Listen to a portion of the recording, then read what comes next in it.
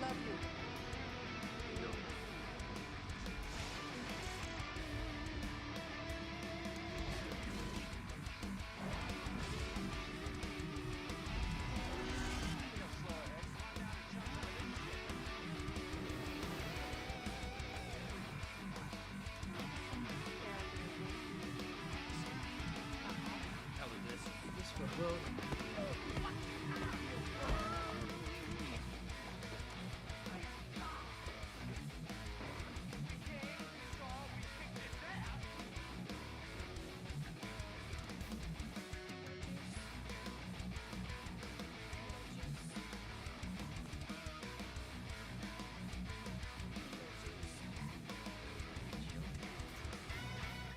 Right, we're live.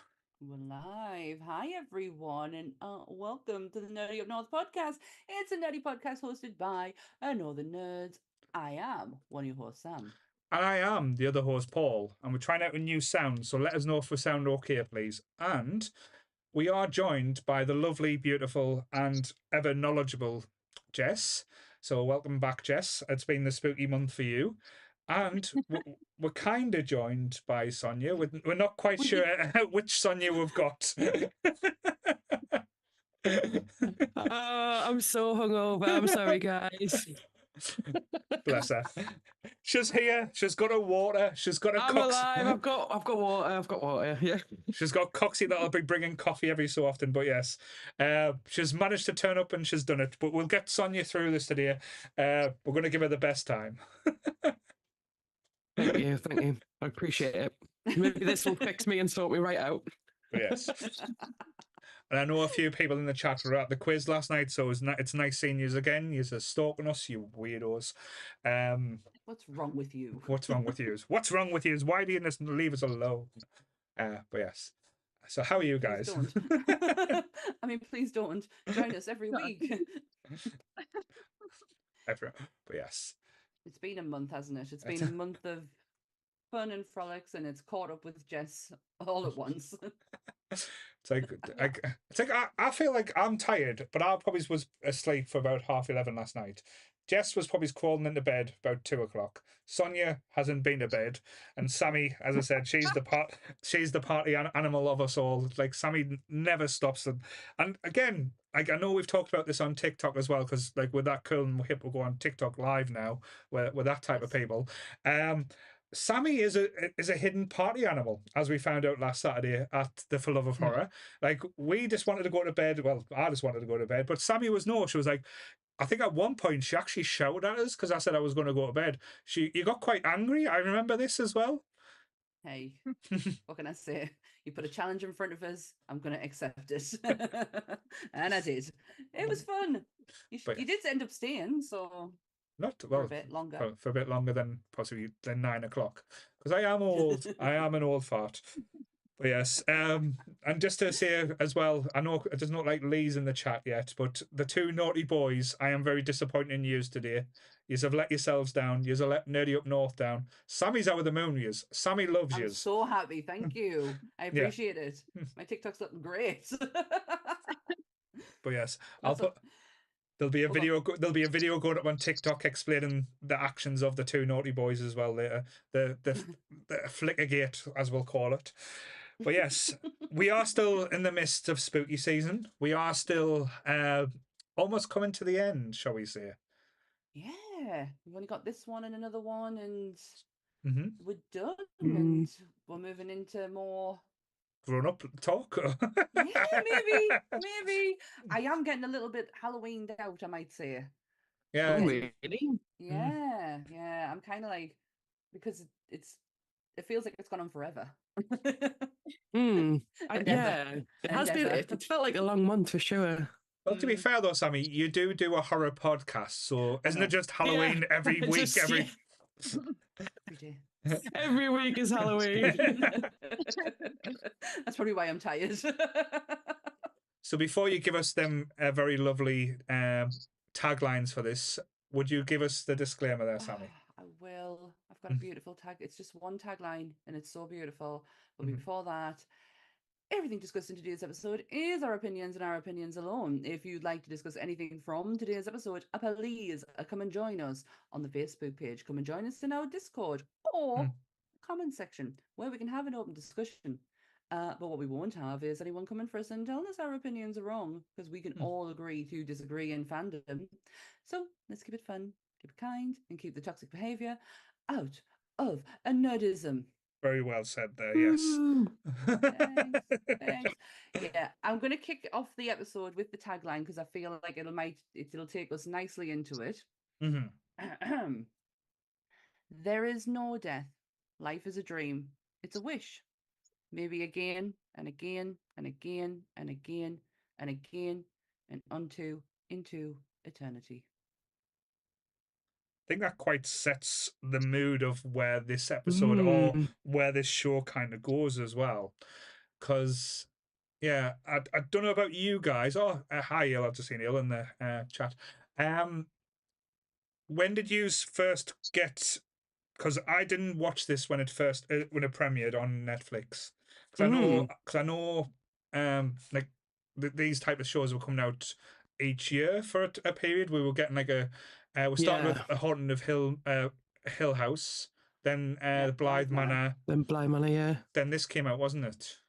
Yeah, then Midnight Club. I think because he was contracted, wasn't he, to just churn out X amount, and he's done now. His contract's paid, but and he's off to Amazon. Yay! Yeah. But I watched this when it aired. I don't know how it ended up happening, but I was off work. I don't know whether I had an annual leave or I was on sick. I really don't remember, but I was off work and I was sleeping pattern ruined. I was like sitting on my PC and I was like, oh, I've got the Netflix app. I'll just see if there's anything I can put on while I play games. I'll just have it on the other monitor. And saw that it was by the guy who'd done Haunting Hill House. And I was like, I'll check it out. I stayed up till 6 a.m. I watched every episode back to back. And the next day, I went to sleep at 6, woke up at like 2 p.m. And the next day, said to Coxie, I have watched this amazing show. You have to watch it. And he was like, well, let's watch it. And then me and him watched it. And we binged the full season. So I watched the season twice in 24 hours. That's my story. That's a lot. That's commitment. That's a lot. That is a lot, especially like how heavy. And Jake, I know Jake's just said it in the chat, but how heavy dialogued it is, and there's some meaningful stuff behind it. Mine, if I can just jump in, was last year. Oh yes, I remember you because you were on this day last year. Really? Yep. My Facebook memories. Happy anniversary. Thanks. My Facebook memories this morning was a picture of the screen of the first episodes, and the caption was, I need to get that. Might as well get this out the way with, because I really had a lot of anxiety about watching this. I don't do animals in programs that have something bad happen to them. And when someone mentioned the scene with the cats, which I know we can get into, I was like, no, can't do it. It was Sonia who then said, to be honest, the cats look very funny, very like it's not realistic. So maybe you could get around it. And it was Sonia who got us to watch it. Yeah. Hell yeah. I'll get everyone to watch this, that's right. It's interesting to think, because that was my stumbling block as well, because I was like, I think it'd come out, and that was the big buzz, and the thing everyone kept on saying about it was the scene with the cats. And I'm the same as Sam. As soon as it comes to animals, if an animal gets, because I think what was it, Drag Her to Hell, I was all on board, feeling sorry for the girl, and she did something in that movie that I was like, I hope the bitch dies. That was my turning point in that movie as well. But we didn't even finish it. The minute she got the kitten and paused it, no one get on fucking Wikipedia and find out what happens to that cat. And he went, we're not watching the end of this. And I was like, just go to the end. Literally skipped to the end. Saw her get dragged to hell and went, thank fuck for that. Bitch deserved it. What about you, Jess? There's a website called sorry. I know. But there's a website called Does the Dog Die? But it includes other animals, and you can literally Google will a pet die in this film. It's everything, and I do check now on that website, but it's everything. It covers trauma, any trigger warnings, and that. It's really good. What about you, Jess? What was your first experience of Midnight Mass? Yeah, I think I watched it. It's like I was ready for it coming out to Netflix because obviously once Mike Flanagan stuff's like started, and like I'm a huge fan of like anthology series where they keep the same actors and they readjust them to each series. American Horror Story had obviously gotten very, very bad. I'm like giving it the ghost on it, and then it was like brilliant because it was like Hill House and like Blind Man is my all-time favorite. So it was really exciting getting like another one, and again the same set of players. And see how it would pan out. It was, yeah, I think I did the same thing. I think I binged it as well. And it was just a bit of a thing of like, oh, yeah, I did that. Yeah. No. That was a lot, wasn't it? Well, no, it's quite interesting though, because as you said, there's a lot of shows now, and with the streaming services, we are being quite spoiled, shall we say, when they release, they get the full season, and there's a lot of the episodes or TV shows that get the build, like that you can just basically power through or watch all in one sequence. This one for me, like this and Hill House, you could not stop watching. As soon as you finished the episode, it was almost like enticing you in to know about the others. And I know other shows have done similar things, but you can get a little bit of fatigue. You can get tired. This one, I never got the fatigue. No. I kind of did in the latest one, Follow the House of Usher. The House of Usher. Yeah, I felt like that during that, so I do want to revisit that and kind of give it the attention that I didn't give it the first time round. Haunting of Hill House though is my all-time favorite thing he ever touched.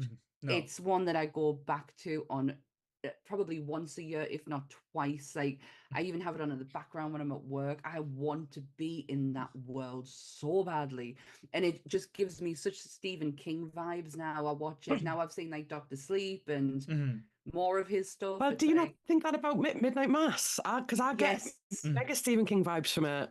Yeah, especially like the whole setting of it and the and the community of it as well. Because Stephen King is quite good at writing community. It could be Derry. It could be Derry. It's Mike Flanagan's Derry version. But yeah, I watched this after Sammy had watched it, because like I say, I was quite hesitant and everything I said. But it's weird. This one didn't come with the fanfare of like Hill House or even Blythe Manor. No. This one was kind of like snuck in through the back door. It was like, oh, it's just been released and it's a Mike Flanagan. But the advertisement and the way it kind of work, because it's almost, I know it sounds weird comparing it, it's almost like a From Dusk Till Dawn type aspect, because when you first watch From Dusk Till Dawn, you don't expect vampires. When you watching Midnight Mass, you don't expect vampires. That's the way I would compare it. And it's like I said, I know it's completely different tones, completely different type of vampires, and different ways of being. But the whole bait and switch was just so beautifully done. Mega. Yeah. And again with the characters, these characters, I'm sorry, but every single one of them is just so well crafted. Even if they've got like a small part, from the lines and, as Jake said, the monologues that they do, you know everything in the existence of these characters, where they've come from, where they are now, and it's just magical and how effortless it is. Yeah. There is a reason, not a reason, but it kind of this has been in Mike Flanagan's head since day one, when he wanted to become whatever it is he wanted to do in movies or television. It's so in his head, he's used it it's actually part of his Flanagan verse. So in Gerald's game, she is holding she throws the book Midnight Mass, which is actually written by the character in Hush, which is played by his lovely wife Katie Siegel. So it's been there in the back burner. It's very personal to him. He is the main protagonist in this whole thing. He's the kid who grew up in a community raised Roman Catholic. He is the person who is having to deal with sobriety and grief and trauma, and it's all him. So it is an incredibly personal thing for Mike Flanagan to release this. I can say I got mesmerized when I watched this as well, because this could have been dealt with in so many different ways, or it could have been used as a platform to be anti-religion, anti-whatever, but it's so well done, and it never bad mouths or pokes fun at that element either.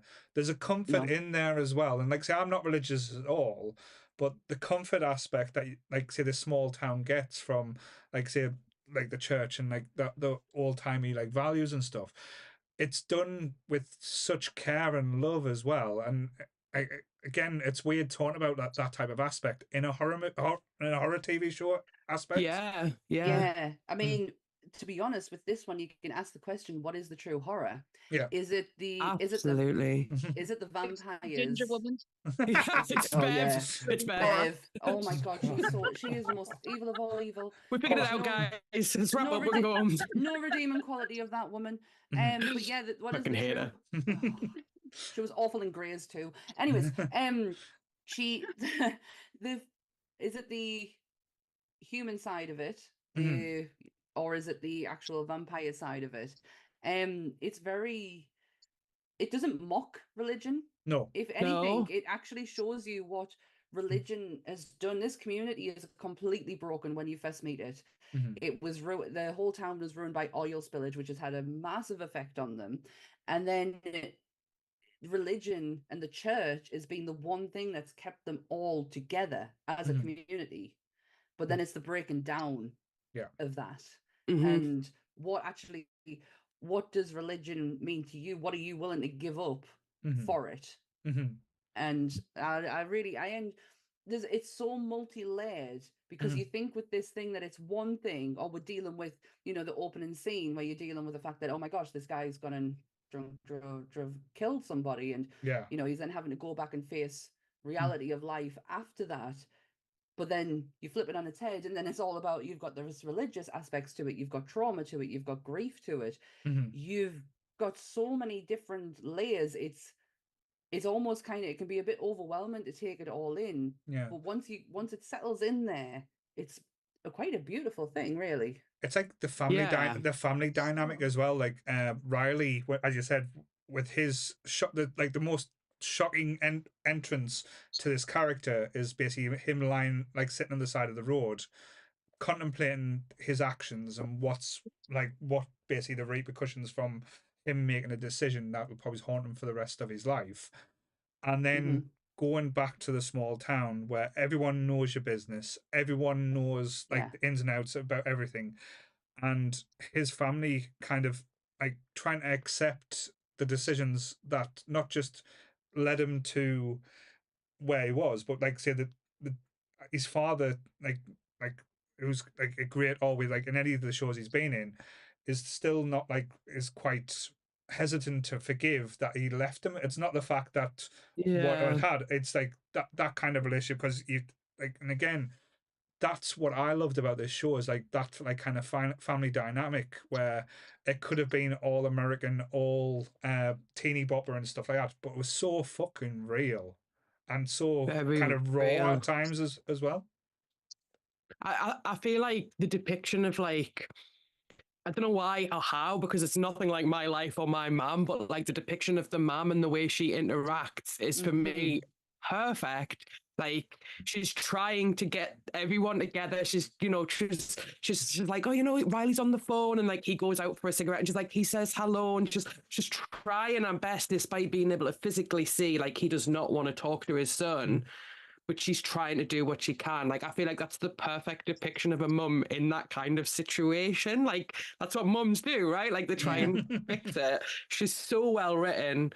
Yeah, I don't think there's one character in here who's not well written. No, who don't play their part. I mean, we were just talking about Bev. She is fucking horrible. I'm sorry. She is horrible, but she does it well. she is the voice and face of so many people out there. Who are exactly like her, and she did that so just how well she did it was. We hate her so much because of how well she did her job. Yeah. Great with her because she depicts kind of, unfortunately, what is the worst side of religion, which is like the religious panic. Like to me, she's so much like the character in The Mist, the one that's she is. Yeah, like I've seen it. But it's for me, it's when it comes to conversations with the sheriff, and it really shows like a nasty side to religion. Because he's trying to explain, like, we have ours, and it's like, yeah, but he could learn better. He can learn ours. It's like, I don't want him to. Yeah, like, because yours is wrong and ours is right. Yeah. And how she's able to even indoctrinate the kid in and stuff. Yeah. He's still the only one. It's like, he's a great character even towards the end. He's the only one who has actually seen the truth of what's happening to them all. And he's just seen as crazy. It's not the same as the rest of them. And it's an interesting sort of take on, like you say, there's the aspect of like, this is really lovely, they all go to church, but it's like there's a deep, undecided like thing of seated deep the darkness when you're so devout to only one thing and you can't see anything else but that one path. And I think that's kind of the point of the thing of like they're all looking just one path. That's it. It's so obvious. It's the miracle, isn't it? The miracle makes them willing to overthrow kind of logic and reason. It's like, no, this is the answer. And I feel like you said earlier, Paul, like the show doesn't necessarily mock religion, but it definitely captures the idea of religious guilt very well. Yes. Where, like, definitely. You're almost like so guilty about the fact that you have a lack of faith that you're willing to then blindly follow people who are. There's one particular line I absolutely loved, and it's when Bev is having a chat with Riley's, not Riley, it's Flynn, sorry. I don't know why I call him Riley, and this Riley Flynn. Is it Flynn? I can't remember. It's fine.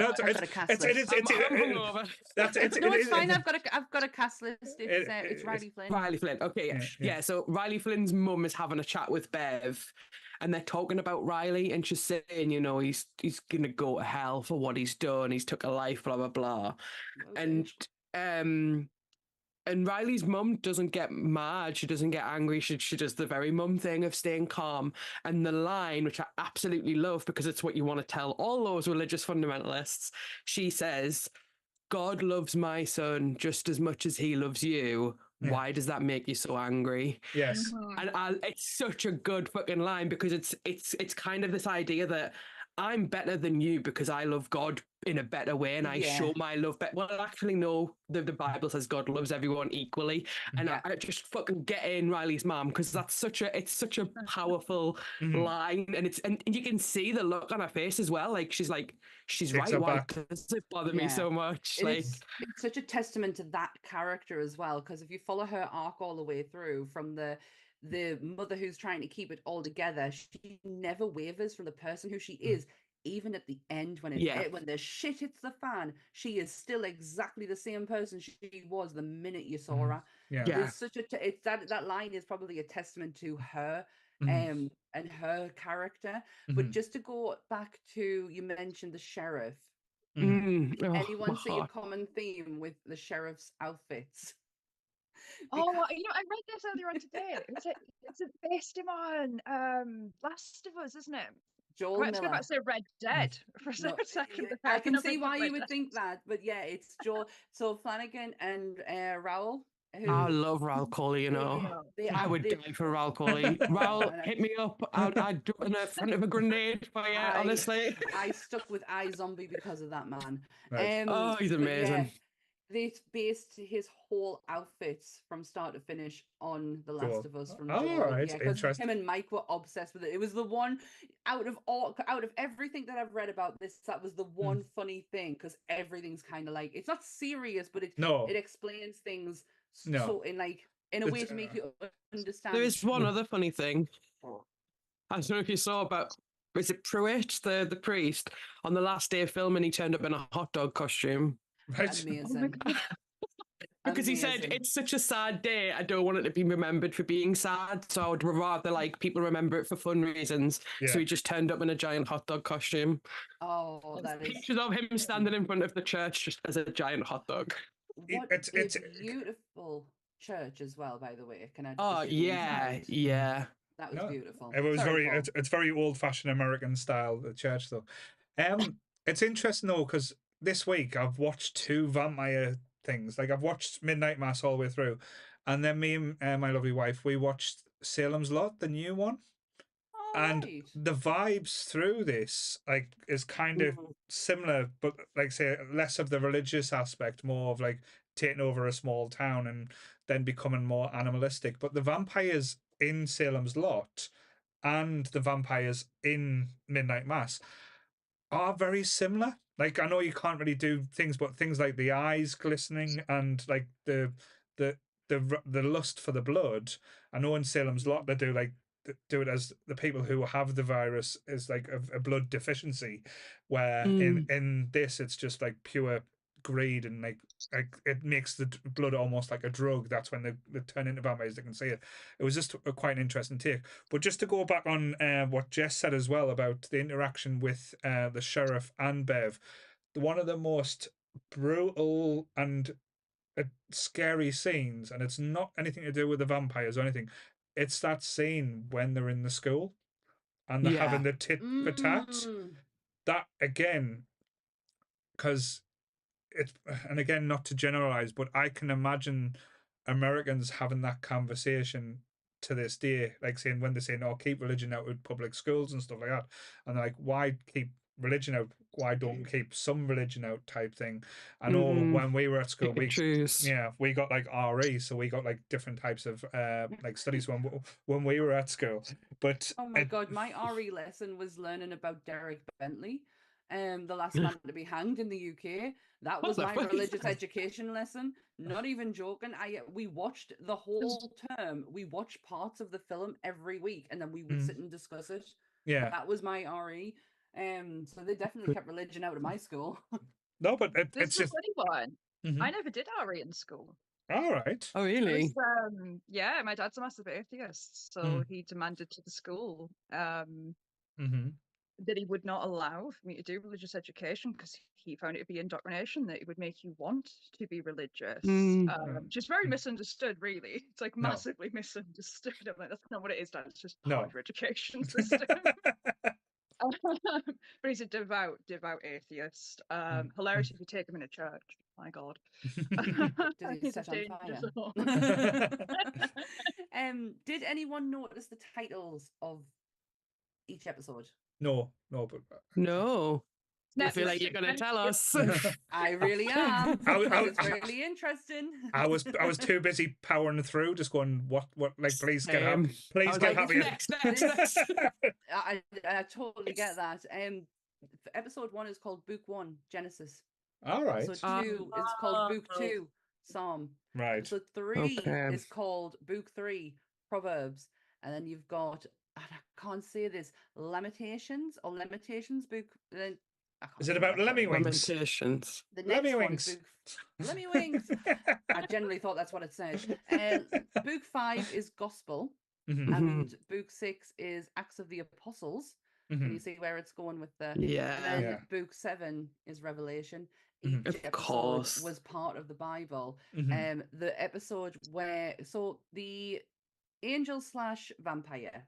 Mhm. I've just I'm been happy to call it watching. an angel. Mhm. I've been reading and watching stuff on it where people are having the argument of angel versus Mhm. Well, vampire. I think and how Ale pointed out in the chat as well. It's in like she's actually said vampirism is already embedded in a lot of like I said Christianity that's because exactly what I was just about to say. Oh, sorry.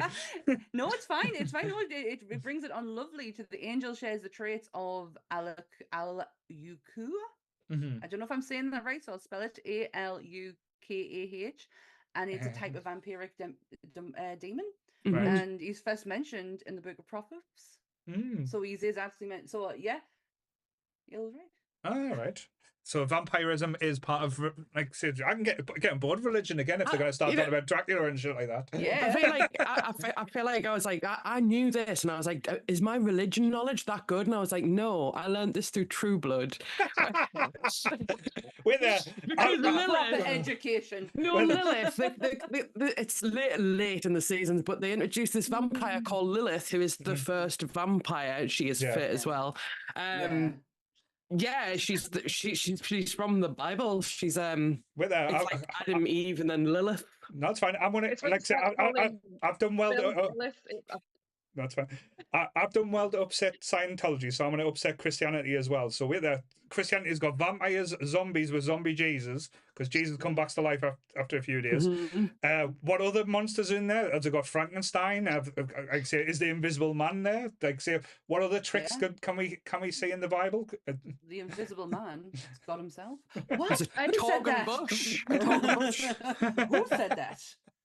I think obviously it worked so cleverly to, depict it as a vampire perceived as an angel, because obviously it's just that thing. It's the whole sacrament thing of, you go and drink the dodgy wine, you have the weird wafer biscuit, and it works really well once obviously he's doing it and he's feeding it to them all, and then just some of them is like, no, you have to take it.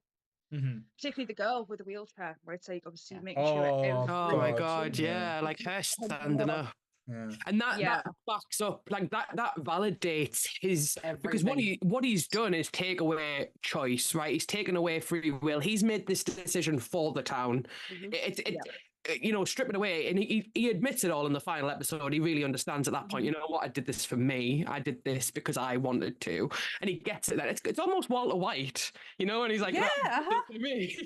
And he finally admits it, but he takes away choice, but when the miracles are happening, that validates what he's doing. And, even he can see Bev's a cunt, but he still allows her to help because she's a means to an end, she's helping him basically rally. She's the one who's going to get the message out. He can only do so much. He can provide what they need. She's the one, she's going to be the mouthpiece for it all. But, oh, good God, does it dramatically backfire on him. Oh yeah. But like his transformation in this as well, because again he comes back, he's like his younger self.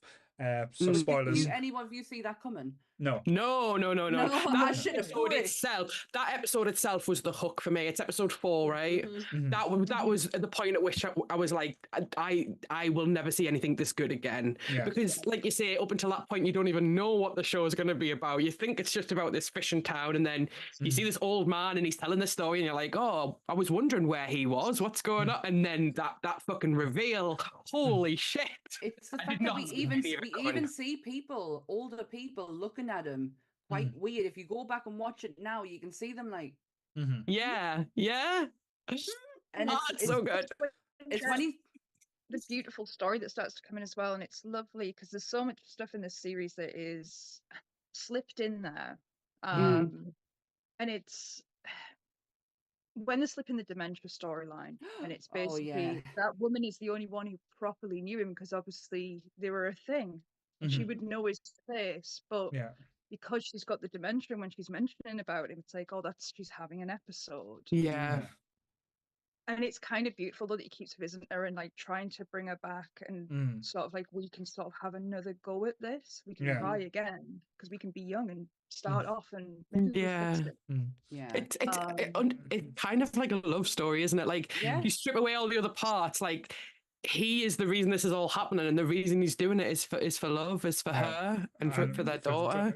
Which you never see coming. But as you said, Sonia, when you watch it back for the second time, you do catch things that you didn't think. You're watching, aren't you? You're like trying to spot those things. But the thing that threw me, because and again, not to say it was a bad thing. The one thing that I could never work out was like how he was able to do what he was doing, like during the day and stuff like that, and then all of a sudden he turned into a vampire. Until I watched it the second time and I got the end bit again. I was like, all right, they have to die to become the undead because they're still alive. When he got like attacked by the angel, like when he was on his pilgrimage, he wasn't killed because the angel must have knew to get him to come back, and then he had that hemorrhage or that kind of like fit where he died. I think he might drink poison, you know, like Right. because the way he vomits makes us think It's convulsion. It's like mm, and it's foam Like and it's it's like I think he intentional. drink because Bev. There's a theory. I've been down such rabbit holes about the theories, right? There's a theory that the reason Bev took the poison wasn't to kill the dog, it was to kill Pruitt. Ah, right. Interesting. Yeah.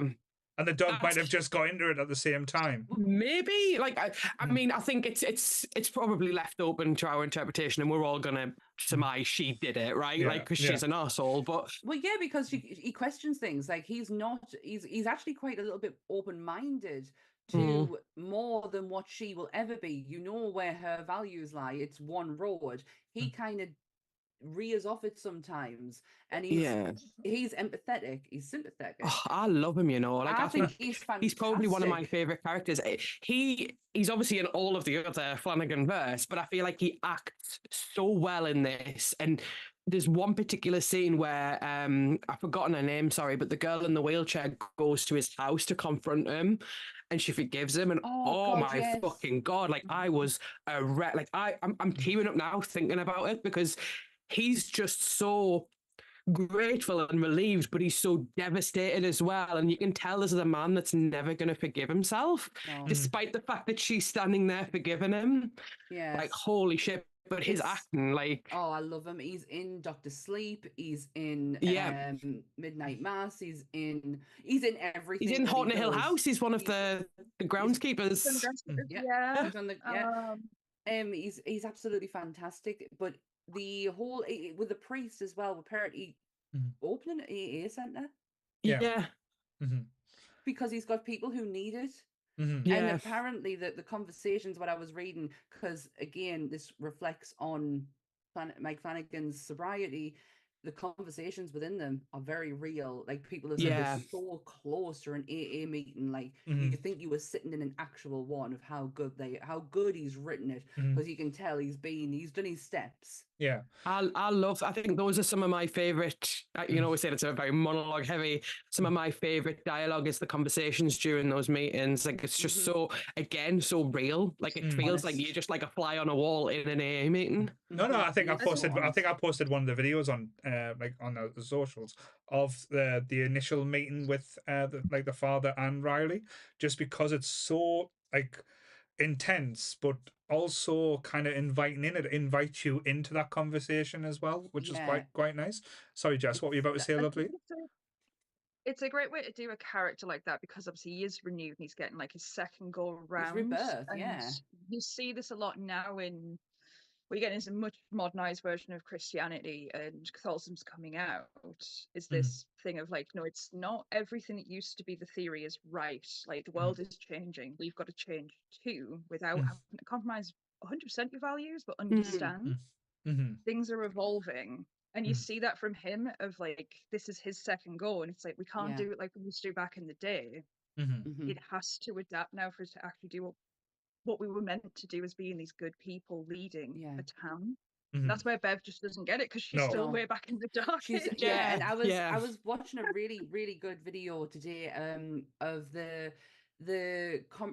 comparing between religious groups and cults. And where does that lie? Let's not start bad mouthing cults, because I don't want to be losing members. We've done the disclaimer, we're fine. Exactly. But the definition of a cult is not technically a bad thing, not when you compare it to what, religious groups zealots can actually zealots can actually I was going to say a really good you've given us a really good segue there, because I genuinely feel like Bev is the depiction of groups like the Westboro Baptist Church, where they take an idea and fundamentally change it to their own means, and they forget the original meaning. And I think bringing Sheriff Hassan, I'm never going to stop loving Raul Coley, but he says it brilliantly when he starts talking about the Bible, and I love when he starts saying, like, of course we've read the Bible, because we're Muslim doesn't mean that we're like ignorant to other religion. And that's the whole point, right? Is like being aware of it all. And it shows how small-minded she is, that she only knows what Like, she wants to know. Yeah, she always like hints at like the bad parts of like the Quran and stuff like the violent parts. And it's like, oh, it's a violent book. It's like, wait there.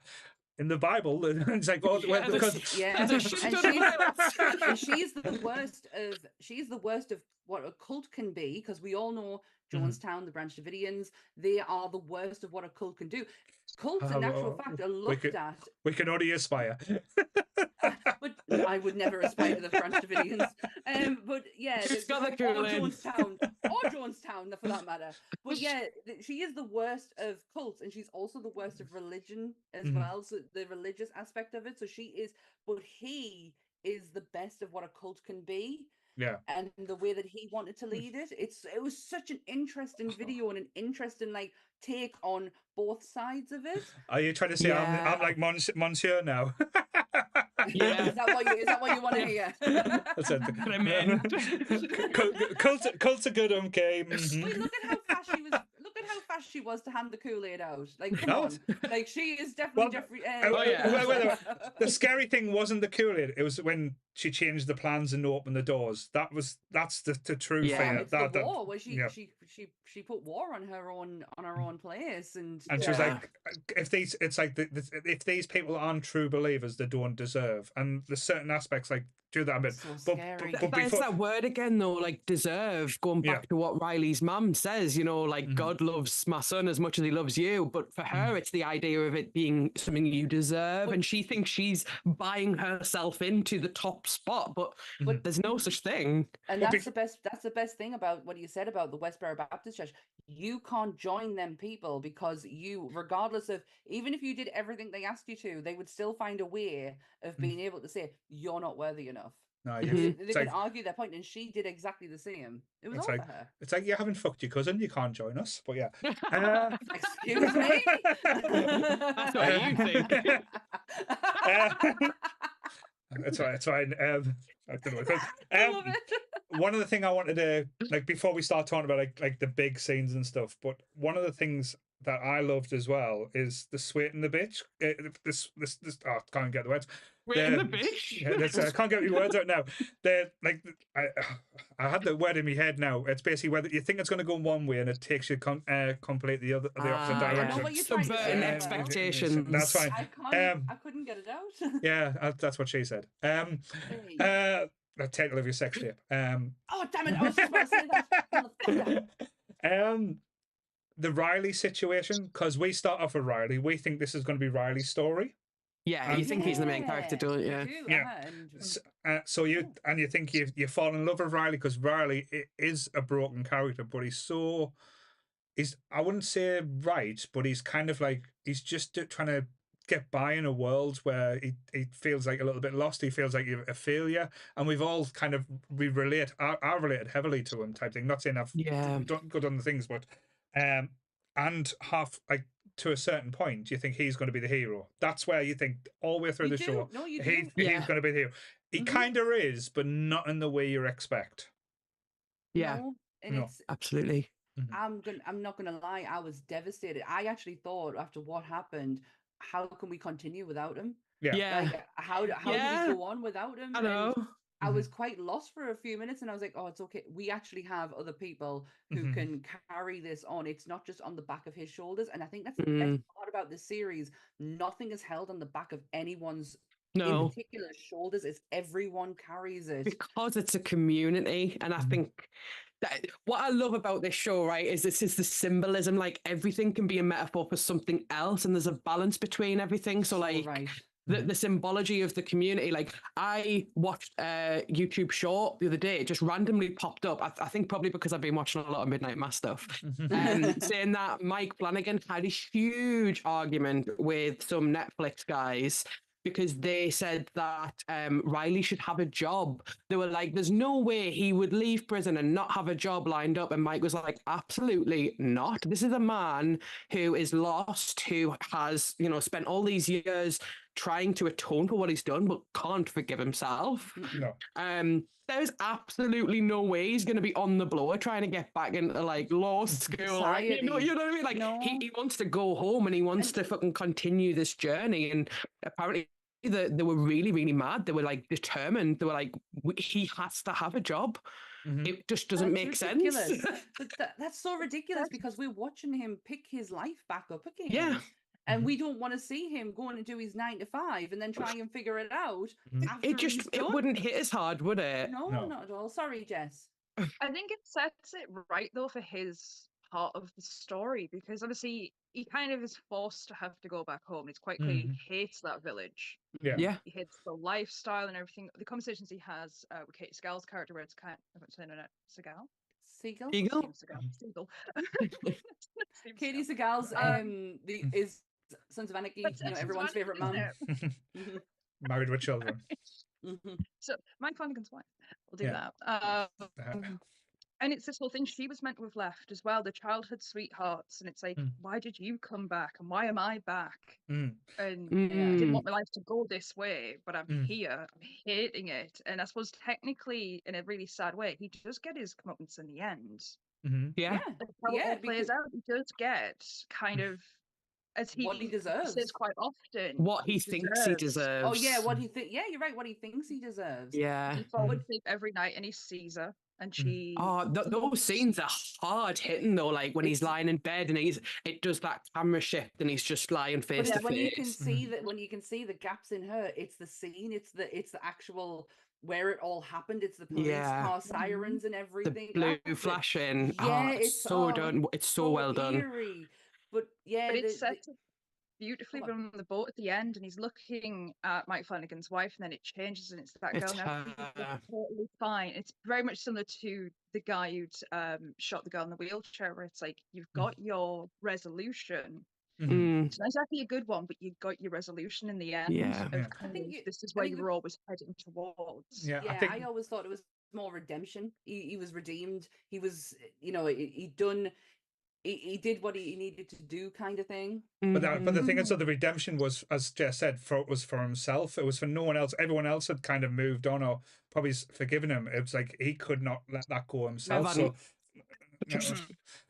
he couldn't. Fucking Pep. Do you know what? Like something that I absolutely love again, and again, I'm bringing it back to like that balance. It's all about like metaphors and symbology. What I absolutely love is the conversation that Erin and Riley have about what happens when you die. Oh my god! Because I don't know if you've noticed, but the ways that it actually happens, they switch places. So he becomes quite a believer in that moment. I think the redemption, him seeing her, it's like all very symbolic, right?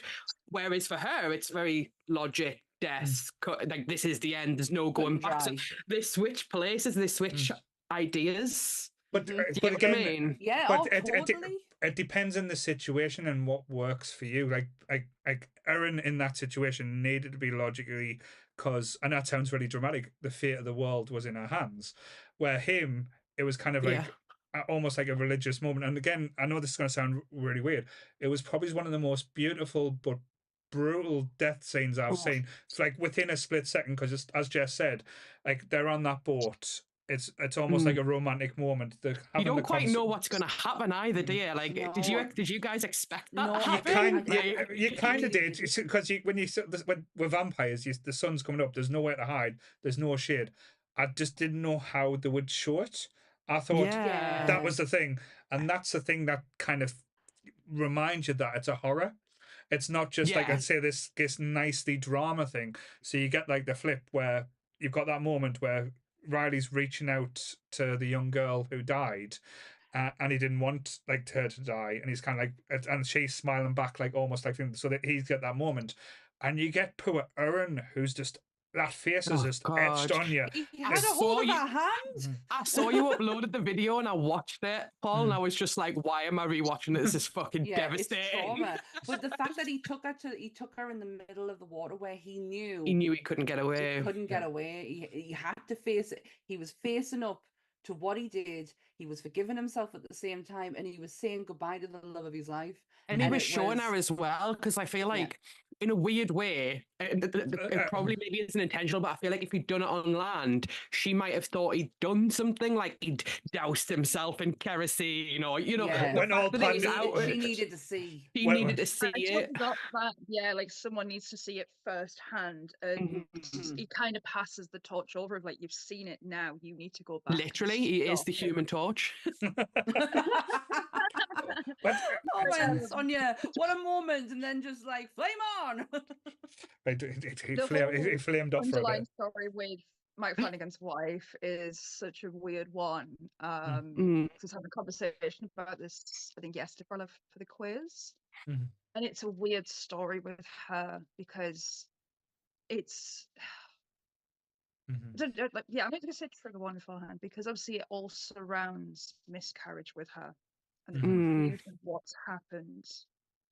And it's so sad when it's that thing of, because of the vampire element, it's disappeared. So when she goes to the mainland, like, but you never were.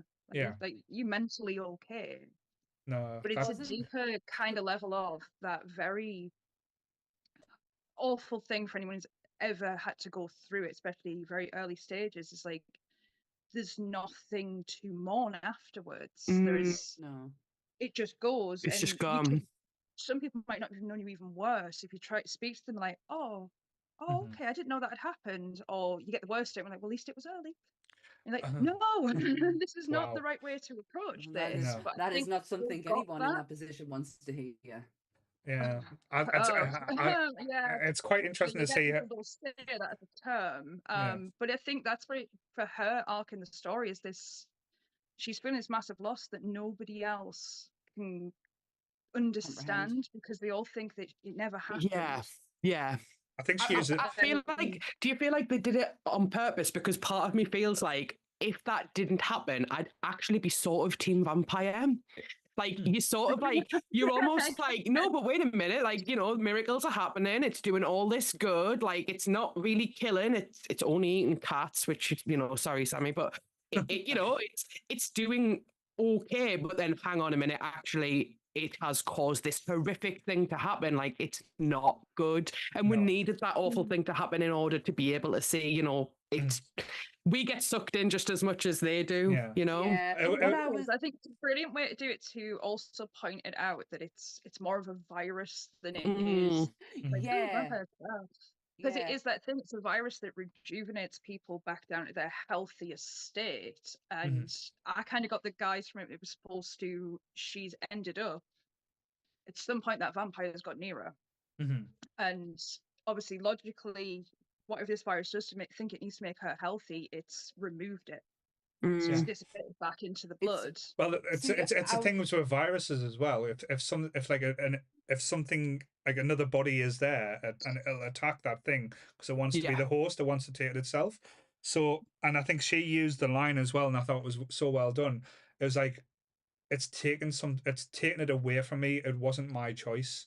And I think that was the whole thing. Down to choice again. Yeah. I watched a recap video earlier just to remind myself of it. And the minute it started, I went, "Yep, I remember everything. Don't really need to watch this."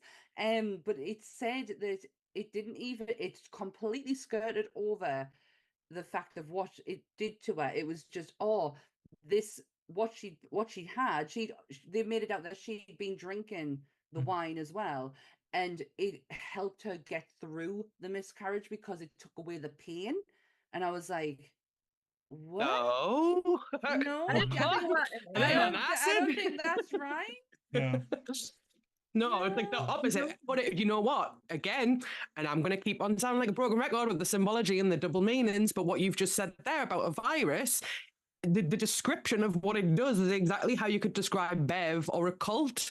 Like it's like it's viral, right? Like it wants to be the host.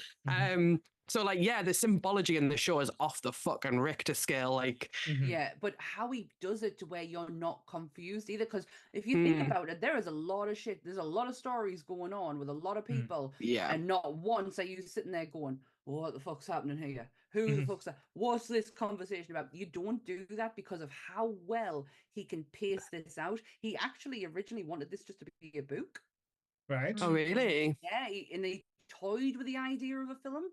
Because again, this has been with him since day one. Yeah. And then when he got the Netflix deal, he went, "Fuck no, this is going into a series. This Yeah, hell yeah.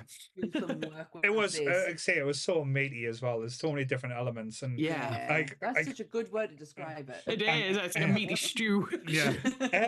But as you said, when it leads up to all the different things, all the aspects, you get your shocking moments. You get the moments that like you kind of almost like you celebrate, like Riley and Aaron getting closer, and it's like everything's kind of building up, and you're expecting like, oh, it's going to be a show. There's going to be a happy ending, but the way the like like and you don't kind of expect the brutality that comes from the final episode, because Oh my it's god, just yeah. it's just animalistic. It's like, but then it doesn't just leave it there, because it's like using your imagination, you can know how bad it is.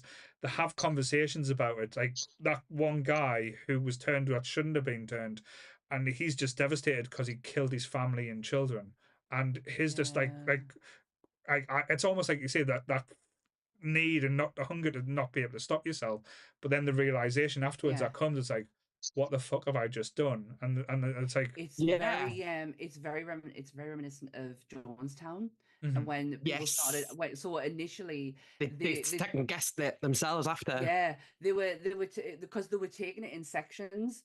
So by the time it was getting to the end, they were like, there was people that had already seen their children go. By the time it got to them, and the realization and devastation kicked in, and that's when people started fleeing. But obviously didn't get very far. But it's got such a clear, not a clear, but like a reminiscent of what happened at Jonestown. You're totally right. Like I think that's what this show does so well, is it takes a theme, an idea, an element, but it also makes it reminiscent of something else, and you're able to go, oh, that's this, but it's also this. Like, you know, like, yes, vampirically, we know that there's a lust for blood, we know there's a hunger to eat, but the religious guilt of doing something that you think you're supposed to do, and then thinking afterwards, I didn't want to do that. I wish I hadn't done that. Why did I do that? It's that sheeple mentality, isn't it? It's like blindly following and then being like, oh, fuck, afterwards. But then you've got Henry Thomas, who, sorry, Jess, you've got Henry Thomas who comes out and is like, I didn't do anything. I didn't kill anyone. Well, I think that shows the willpower of that family, right? Because they all, like you say, stay true to who they are until the very end. And it's every one of them, isn't it? Sorry, Jess, I didn't mean to interrupt. Oh no, I'm trying to think what I was going to say. Brilliant. I lost your train of thought. I'm sorry. Oh no, sorry. Yeah, when you get that, like when you're getting towards the end and it becomes the mass, and it's like there's the ones that have obviously drank the Kool-Aid. And then it's those who haven't. It's like, go out, find them. You're gonna have to turn them, because we all need to turn at the same time. Because they like, this is going to get dangerous the next day. This has to be universal, so everyone comes back at the same time, and all the planning of the whole thing of like, it's fine because we'll just go inside the church and we will now live at night, and we'll go back to community logic. We'll all live completely normal, but we all have to be on the exact same page, otherwise this doesn't work. And again, it just takes all the choice away. But like, so the guy runs out, he's like, I've just killed my family. I'm sure about it. It's like, it's fine. They're going to get back up in a few minutes. Yeah, they'll be fine. They'll be fine. Again. Like, she's able to sort of almost gaslight the idea that murder is no longer murder. Yeah. But she does that to him, though. So when he kills the guy later on, she kind of like convinced, it's okay, this is fine, it's totally fine. Like, she's willing to cover up shit because of the bigger picture. I've got to say, like, I know I'm jumping ahead, but nothing makes me happier than her trying to dig a hole on the beach with her bare hands. What a thing to her character. How true is that to her character? Yeah. She thinks of only herself. Cowardly. Yeah. The desperation in it, though, as well. It's fine, because she dies alone as well. Yeah. And scared and afraid. Yeah. Love it. Because even the odd job guy, who's like a little sidekick who goes around doing like a business, he even goes, come with me, kid. We're going to see the sunset type thing and leaving her by her Oh side. my god! Like all of them singing, like again, Oh just my God.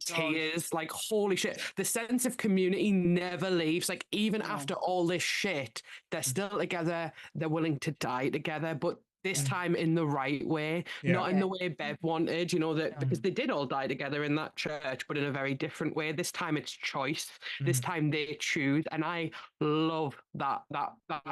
Yeah. But I Sort tell of you, metaphorically. but Yeah, I managed, like I said, like I'm not saying that, like I say, I was happy during this show. Like honestly, watching it back and watching it the first time, you're kind of sitting there with your jaw open to saying, "What am I watching? When's the happy moment going to be?"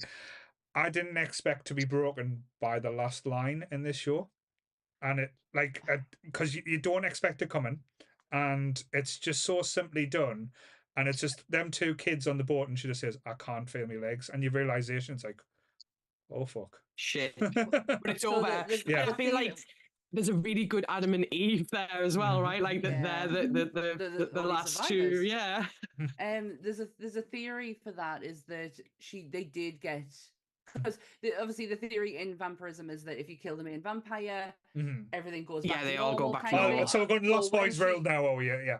So when she says that, it's like because is it Erin, Kitty Siegel, her character, her final play is that she slashes the angels. Yeah, the wings. So the idea is that the angel has gone. It's wiped It's out, burnt up, because she can't feel her legs anymore. But that's the thing, because I agree with that. I feel like that's canon. I accept that as the end, and that the vampire's gone, and she no longer has the sacrament in her, which is why she can't walk anymore. You do sort of see it at the end because you see it's trying to fly away. It's like bobbing all over the place. But it's how like me last night. All the buildings have been trashed. There's nowhere for it to hide now. No one's there to take it in because everyone's now burning, dead. Like say, they burned the church. Most of the houses have gone. But that was such a dumb move, though, wasn't it? Like, let's go back to living normally, except we'll burn all the houses. Like, why? No. But that's again, they do that type of logic in loads of films. If you look at The Dark Knight, where the Joker, for some reason, goes, right, I'm going to set bombs all over Gotham. You all have to go on 2 ferries. Good guys, bad guys. Let's do this. It's like, why is that a good idea? But it's just movie off like logic thing. But again, because they just want to go back to the biblical times, don't they? She wants to be, because essentially Bev wants to take over. She wants to be the leader. She had no intention of having Monsignor. No. She didn't give a shit about it. And that becomes very clear. Like, towards the end, she's just like, right, he's out. And it's like, hang on a minute, you've been following him in this whole time. And then you realise she hasn't been following him. He's been a means to an end for her. Oh, absolutely. But how amazing is it when he has that moment when they shoot Sarah? And he fucking flips his shit. At that point he's just, and that's where we'll go back to what I was saying with Jess before about it being a love story. Like at that point, the things that he'd come to do no longer mattered because Sarah was gone. Because Sarah was gone, and I love that she refuses it as well. Like I love, again, choice. She chooses. She's like, no, this is how I die. I die now. Like this is how it has to be. This is reality. This is how it actually happens. There's a great character to have in a massively heavily religious-based story. To have the scientist, and the one that only applies to logic, because she's testing the virus and things. It's just like, I don't know what this is, but it's not right. No, because it sets on fire when it goes into the sunlight. There's a lot of magnesium in this, but there's an absolute magic moment between her and Monsignor, and again it just comes out of nowhere as well, is when he goes back in the church and she's pouring petrol and you expect a reaction, and he just kind of lets his guard down going, I'm so fucking proud of you. It's like it's like to look, isn't it? It's like, yeah, good, that's my kid. That's my girl.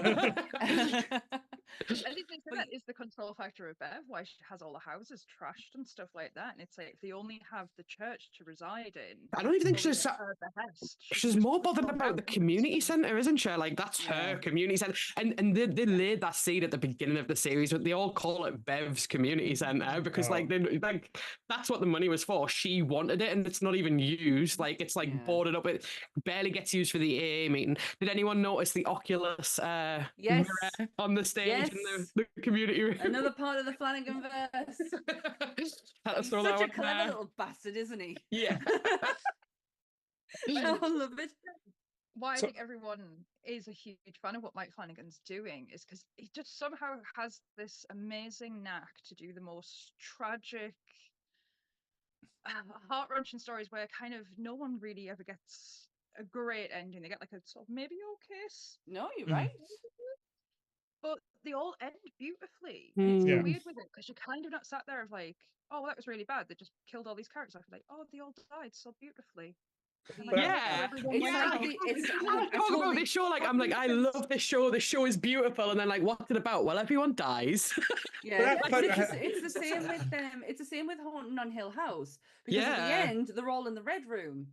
Mhm. So what the fuck does that mean? Like, did they all perish? Are they all Well, together in the red room? Like, Totally what going the off fuck? kilter here, but there is a theory that Theo's dead, and that like that ending sequence where like he's sober and stuff is just not real. But I don't know if I buy into that theory or not. I like the idea that he's okay, but We have to come to that For me, episode. We have to come to that at some point, mind. The end of Hill House, where I find it the most beautiful, it makes me absolutely bawl every time I watch it, and it's the groundskeepers. Oh, When he's oh. carrying her back to the house to make sure, and then you Sorry, see them stood no. there, and Mhm. she's got the baby, the one that they talk about that she lost, and that's why they stopped staying in the house, and a Mhm. little Ugh. girl back, and it's just them four, and you're like, this is horribly tragic, but really, like, really Beautiful at the Beautiful. same Mike, time. Mike does a really good job, doesn't he, of finding the beauty in death. And I think that we should be able to find beauty in death. It's not a bad thing because death means that we've lived life, and he shows that so well. That's such a way of putting it. That's like, such a even- beautiful way of putting it. Even Riley, though, like, you know, Riley dies, but on his terms, and it's his choice, and it's beautiful. And Mhm. yeah, like Mike's he- really good at that. He's also really good at bringing the conversation of death into it because it's a conversation that people don't want to have.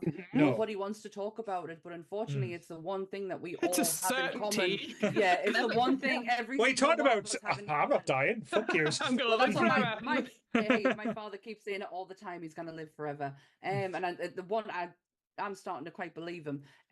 But yeah, he's bringing the conversation of death out because it is a taboo subject. It's like we shouldn't touch that. It's way too sensitive. But their conversation between Riley Oh, and Kate, that is beautiful. some of the beautifulest ways of having a conversation with someone about death, and it kind of give me a bit of a, and I don't know if this is the right phrase to use given the subject matter, but a warm and fuzzy feeling inside, like But again, coming of back. how they are looking at it. Yeah, but coming It back. gives me such a weird feeling. I mean, I love the scene, and it's like, again, it's the only one in Midnight Mass that like I sit there and just bawl when she starts when they're having the conversation what they think happens. Yeah. next. But And come on. hers is obviously all the focus on her child, and she's like, I think she gets there, and my Yeah. dad's there, and my granddad, and she grows up with them, and she Mhm. waits. Yeah. I'm about to start crying. Oh. Well, come on. It's very sad logic, but Yeah. Yeah. it's also it sounds so cruel. It's so illogical as well because that theory only applies if you talk about the afterlife as like a personal room that you go into that is only orchestrated for your mind. But Because all these people you imagine are going to be there will also have their own concepts of what they want to see when they get there. So especially when Yeah. you think that your grandparents and you see your grandparents in one way, but you forget they lived an entire life before you even came And they around. might not want you there. I know that's a harsh reality. They might Yeah, have true. things set up exactly the way they want it. You No. walk through there like, oh God, it's back. I thought Yeah. I'd just stayed. but just to come back to what Sammy just said before, that warm and fuzzy feeling, that in essence is what religion is meant to be, is give you that kind of like reassurance, that kind of like security that Yes. that people keep on saying about that faith. And again, that's the religious aspect that again, not saying I can get aboard with, but I can understand. I can understand well, it. yeah, and and I I can be feel I like can be quite envious actually of it. I'm envious of people who Yeah. have religious faith, but I feel like the biggest thing for me in that conversation, and I love the conversation, but what I love most about it is how respectful they are of the other person's Yeah. belief, and that's what it should come down to. And again, with Sheriff Hassan, it's about respect. It's about understanding other people's beliefs and saying, well, I don't have that belief, but I respect your right to have your belief. Yes, Because I do think, like, lacking. yeah, because I do think with the, like, Hassan, like, if someone approached him in a completely different way to what Bev was approaching him, like, and said, this is the context, this is what we want to do, we want to look at all aspects of religion, not just the Bible, he would have went, yeah, fine. But the fact is, she was like, I'm better than you, I know more than you, this is why. Fuck you, kind of thing. And this is where, like, say, you get, like, in the loggerheads, and this is where the conversation kind of dies. You can't have a one-way conversation. That's why these conversations don't happen, because religious fundamentalists will just argue and bat heads and flap dicks out. You can't argue with reason with that. You can't respect that. You can never win an argument with people like that. You just can't, because they will quote things in the Bible that it won't even fit the context of what you are referring to, but because they know the Bible, they know more than what you do. Yeah, and they're better than you. And they're better than you. Better than you. Like, again, for the symbology, like, and I know that, like, the show is more about religion than anything else, but the what Sheriff Hassan says about race as well, like what he went through after 9/11 and how he realized that actually these people don't respect me and they don't like me. They don't even trust me. They think I'm, because of the color of my skin and because of my religion, that I am ultimately a terrorist and a bad person. And he's met a million Bevs, let's face it, the island has one. He's not the first. He sees her and he knows exactly who she is, because he's had that probably most of his life. Absolutely. I did go and have a look. Oh, sorry, Jess. So I think there's one thing I find interesting is so there is these lovely little pockets of the modern side of this kind of religion now. Like, we have it here, and it's so weird that my children go to a Catholic school. I should be terrified. You get a good education.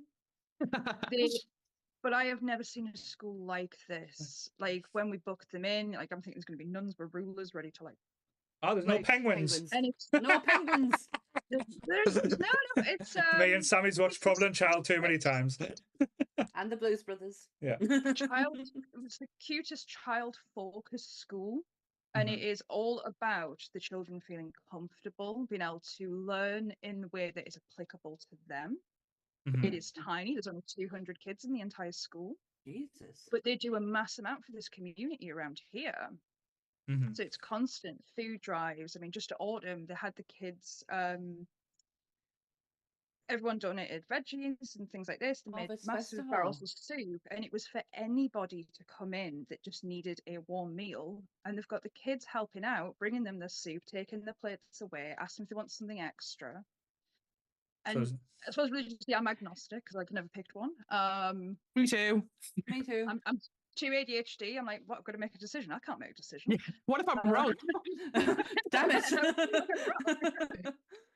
But seeing that, and it's so weird because I'm like, that's the right way to do religion, because I truly believe that. These are coming out with it with such a lovely logic, but they're not coming in of kind of like, let me tell you the word of Christ. Like, no, I never felt like that at primary school either. I always get quite, not emotional, but like think back fondly of Harvest Festival. That felt like such a community thing that we did. It wasn't a religious aspect. It was more about our community, and we would do these like hampers for the elderly, because we had I have a lot of nursing homes where I live. There's a lot of death round at Sammy. Yeah, Shiny Roll, murder capital of the Northeast. But yeah, not to sleep. We would do. Oh, I wish. We would do all these like food packages for people, and it's not there anymore. It's like it's gone. That's the community, and my community just it's fallen apart. It's not there. But what I was going to say was the themes you talked about. The theme of the thing, and I went and had a look because I wanted to make sure what I remembered from the show is what the actual themes were, and I wasn't interpreting them differently. Faith, rebirth, the limits of human knowing, the community breakdown of community, and oh gosh, what was the last one? No, that was it. Trauma. Trauma. That was it. That was the last one. Oh, Miss Trauma. Yeah, Penance trauma. plays Trauma a and grief. huge part in it. Of like Yeah. really has sort of penance that everybody, unfortunately, kind of gets the penance at the end for the different decisions and the different logics and things like this. Obviously, so many of them don't win realistically. Yeah. And obviously, as far as the religious aspect goes, a lot of these characters. So you've had a guy who's paralyzed a child. You've had a guy who's drunkenly drove, like, he's killed a girl. Technically, Mike Flanagan's wife, it's that whole thing. It's a birth. It would have been a birth outside of wedlock, which heavy religions are a bit. It's a sin. It's a sin. Obviously, you've got two characters. Don't know. No, don't. Don't apply to Christian logic. And you've got a scientist. And Someone clip that. None of these people win in the end. They all get taken out. The only two that do are the innocent kids that they haven't done enough yet in life to have been able to have any form of penance, which is a very religious thing, is that the kids are innocent. Yeah. I don't know. I was a little bastard as a kid, so yeah. Well, I was a child born out of wedlock. I was an ADHD child as well. So me too, actually. Yeah, my parents never married. But I have to say though, like, I really like the concept, but I'm trying to think where his son falls on it, because like, I feel like in my mind he's like perfect, but he still dies. Like, and to be honest, that death scene when they're praying on the beach, like, oh my god, my heart! It's so beautifully done, and it's the fact that all he wanted to do was, like, you know, pray with his son, and his son was, like, you know, investigating Christianity, and you could see the fear in him, and maybe that was his crime, was, you know, like, not allowing his son to make his own choices, to explore for himself. Maybe. Absolutely. But I love that at the end they pray together. But all these, you can say that as well, though, because innocents die every day. So say his son might have been an innocence, but he was one of the ones that, like, sacrificed as part of the thing. But same with Dr. Sarah. Yeah. The soundtrack for this program. I didn't even notice the soundtrack, to be fair. I didn't notice the soundtrack. I didn't either until I read earlier what it was, and it caught my eye. It's all hymns. Right. Even the background music that's played when people are talking is all just hymns from church. Put together. There was no Pizza Hut, a Kentucky Fried Chicken, and a Pizza Hut. Sorry. Church did you? McDonald's, McDonald's. See, me and Sonia know that we had to sing that at school, but yeah. No, we just sang cauliflower's fluffy and cabbage green. Oh my god, my best friend sometimes drops me a voice note singing old hymns from school just to see if I remember. Wait, like, I was talking to Coxie about this though, because he never had to, and I didn't go to a religious school, but we had to sing hymns. We had to go and sit in the hall and sing hymns. Yeah. On them the cool kids when you got in year 6, you got to sit on a bench instead of on the cold floor. Yeah. So proud. Oh my god, Wait, I'm going to tell a story. It's a 6 story, but it's going to be a rant. Because you know when you had to sit cross legs on them mats that they used to put out a day? Yeah. I sat next to I had to sit next to a kid that pissed themselves, and they wouldn't let them move until the assembly was over. So I was sitting in some other kid's piss. I was fuming. Oh my god. That's some trauma there. That was I was going to name the school there, but I'm like, no, not going to say that. But yeah, I still remember because they used to sing Bob Marley. One love. One love. I went in the wrong school. Me too. Sing Hosanna. Oh sing Hosanna, yeah. And give me oil in my lamp, keep me praying. But yeah, I remember a kid pissing. God, I can hear it. God, see, this is why kids are evil. Kids piss themselves, and you've got to sit in the piss. This is why today's modern society is ruined. We don't have enough hymns in schools. We don't have enough kids pissing themselves. Still We don't have fuming. enough Paul sitting in piss. Yeah. Not even my own piss. I wouldn't have minded if it was mine. It wasn't even my own piss. God damn it. Sit in the Chris says, sit in the piss and sing, Paul. Paul, you do tell some great stories on It's here, all, mate. all fucking true. All fucking true. It's probably this poor other kid. It's probably still to this day every night when he goes to bed, Yeah. probably just lays in bed and then that little creepy fox is going to say, "Oh, I remember that time you pissed yourself in class." Like, it's like on the internet, someone talking about it. You've just reminded us. You just broke a memory, and I was like, "Is this a real thing that happened?" They're like, "No, it's from Dogma. It's the story about the kid pissing on her." And she's like, "I never told anyone about that." Oh, I've got You've so just many. told the world, Paul. all It's that person's 20 trauma. people, all 20 people that'll watch this video, it's fine. Hang on, Chris has just said, I was cold, I was naked. Were you there? Were you You're there? there. Please, someone put a tune to it. Well, I was Doesn't ring a cold, I bell, was that one. naked. Were you there? Were you there? No, I don't know. No. I remember might be it. Yeah. Such a And that weird. little boy grew up to be Lee. Oh, bless. I remember being so angry though. I was angry for days. I remember going home. Don't blame you. I don't blame you. I'd be furious. And sitting there, Fucking hell. Especially if it's not your Reach the own. level of offense of You know- just, like, you know it what- wasn't even my own piss. You know what the worst thing about it though as well? Because I don't know if people know this about schools. They've got spare underwear for people who have accidents. So Yeah. so I had to wear some of the spare underwear because someone had pissed themselves and I fucking sat in it and my arse was wet. I didn't know that. I remember being in school and asking to go to the toilet, and they said no, and I was willing myself to piss my pants just to teach them a lesson. But then Infuriates me. I didn't do it. I didn't do it. I didn't piss my pants. But that's it's because I such didn't an want to sit in odd- pissy pants for the rest of the day. Yeah. I didn't know It's they would have given me some new pants. I would have done it if I'd known. See, my auntie was a dinner lady and then turned assistant, like teacher assistant. So I would have just gone crying to me auntie and she would have sorted it out. Am I the weird one here? Did any of this type of shit happen to people when they were school kids? Anything like that? Someone shit themselves once, but not on a mat next to another kid, and they didn't force them to sit in it. Not that I remember anyway.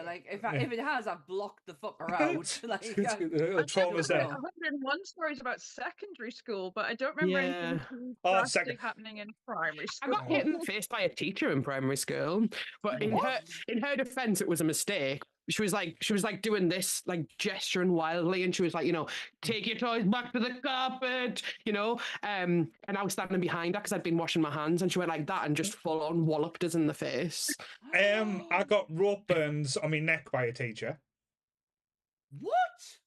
Oh, what school did you go to? What the fuck? It was down. It was Dame Dodd actually. Piss and strangulations. It was it was like a jokey type thing. The teacher was teaching us how to do lassos. Hilarious. Do lassos. So he made a lasso out of rope and was swinging it around, and it accidentally caught us around the neck. But because it was swinging, it gave a rope burn around my throat. So I had to go home. Oh my god. But the teacher, bless him, the teacher was devastated. He made us go.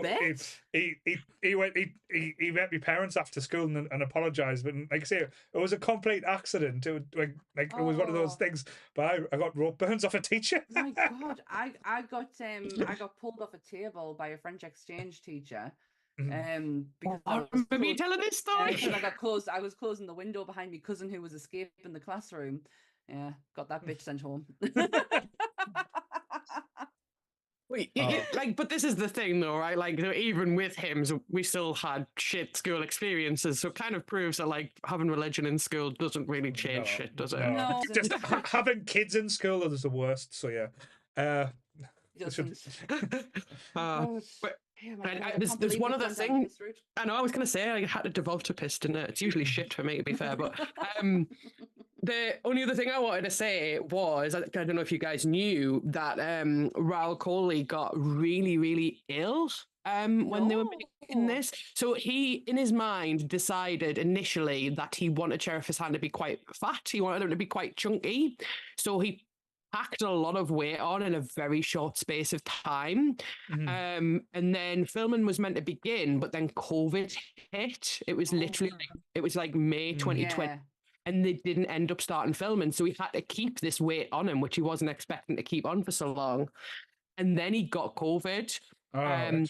And he was incredibly unwell. I think he got hospitalized. Oh my god! He had to lose the weight. He had to lose the weight because he was like, he was like, my body. And he said he didn't gain it properly either. He was just like, right, McDonald's, right, ice cream, right, chocolate, like constantly. Yeah, I feel like there's only a certain handful of actors who could really get that like methods, but it's because they are trained themselves so well to do it. Matthew McConaughey and Jared Leto for Dallas Buyers Club. Oh god, that was scary. Christian Bale in The Machinist. But then you've got the reverse side with Jared Leto when he played Mark David Chapman and he piled the pounds on. But I feel like these people, I feel like you've got to be. They do it properly. Yeah. And Raul did say in an interview, he was like, I did not do this properly. And then he said, like, after he was really unwell, he had to get like personal trainers and be like, right, get this off me. Like, I am unwell.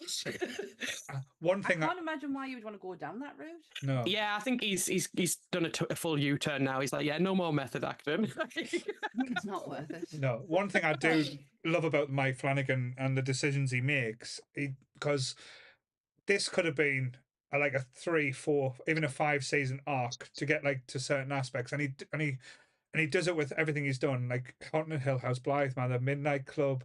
He's done a 1 season and done, and it must be like, say, everyone must be clamoring for him to do more, and he's so like yeah, and again, the person I would probably link them to as well, I know probably this will get a lot of shit, but Ricky Gervais, because Ricky Gervais does a show and he doesn't overstay his welcome. He'll only do it for like, I think The Office was only 3 seasons, like, and stuff like that. It was actually 2 seasons and a Christmas special, so it wasn't even a 3rd series. So it's kind of like leaving people wanting more, and not like kind of like, oh, this has gone shit, or this has gone bad, or a bad season. Like 15 seasons of Supernatural when it could have been done in 6. Honestly, yeah, I totally it's worth all 15 seasons. We're there. No, but that's and also it's not rushed either. So for all we're only getting 7 series of like 7 episodes of this story, there's nothing in there that's rushed or we need to get here now. We need to and no filler, and out beautifully. And no filler as well. There's no filler episodes where you just think, but it never gets boring either, because this is the thing, right? Like, so many shows rely on dialogue, and ADHD brain gets so quickly bored. I just zone out. I'm on my phone. This, like I said, I put it on the second monitor. I was playing The Binding of Isaac on the other, which is just a really basic kind of like, you move left, up, down, right. Like, it's I play it to chill. So I was playing that, and it got to like episode 2, and I'd closed the game. I was hooked. And like, there's not, like, and then obviously watched it the next day with Coxie, because I think you need to watch this fucking show. I get that though, Sonia. I totally get that, because I could have quite easily got to the end and press play on episode 1 again. Like, it's the rewatchability of it is so good. And then we started watching it again, I think about 8 months ago. We got about halfway through, and then we unfortunately ran into other shows, and I was like, yeah, let's watch these instead. But we do that a lot, actually. We're like, we've got so many shows we haven't finished, and he gets mad at us for it as well. We're the same. But my brain, I'm like, right, next, and then I move on to something else. But this, I just could not stop listening. I could not stop paying attention. I could not stop feeling such like intense emotions. And that's why I love this show so much, because it never feels still, despite relying so heavily on dialogue.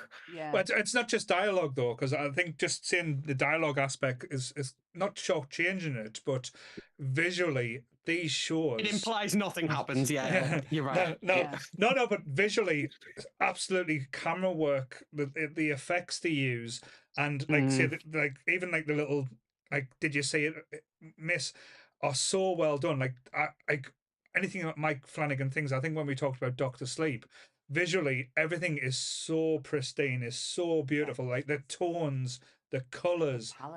Everything is just magical. To just even it's a feast for the eyes.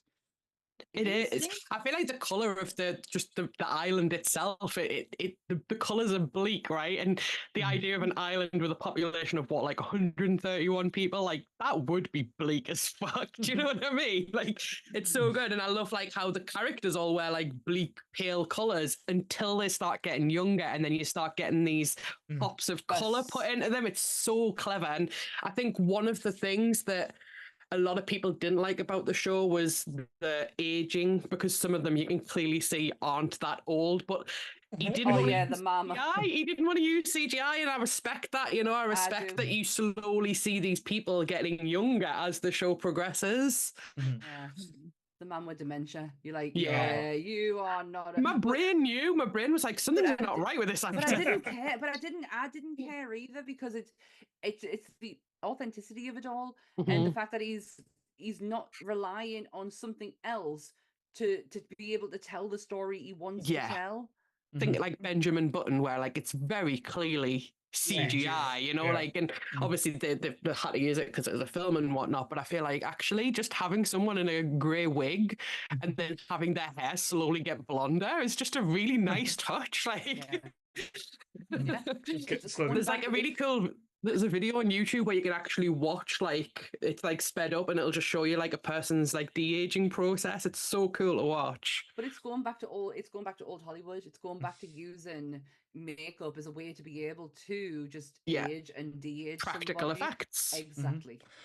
Exactly. And we all love always win. Always win. Always stand the test of time, don't they? And I think this show will as well for me. Yeah, 100%. It'll always be there. But Sam hinted at something. That's fine. Go on. I think obviously, if you bet, Mike Flanagan always sticks to his painters of shows of just one season is enough, because to me it's like they're like novels. Each time one comes out, and it's like if they went into a second season, you'd be like, it just becomes like any other TV show. These are like beautiful books that you get to visually go through. And I think he stylized everything like a book as well.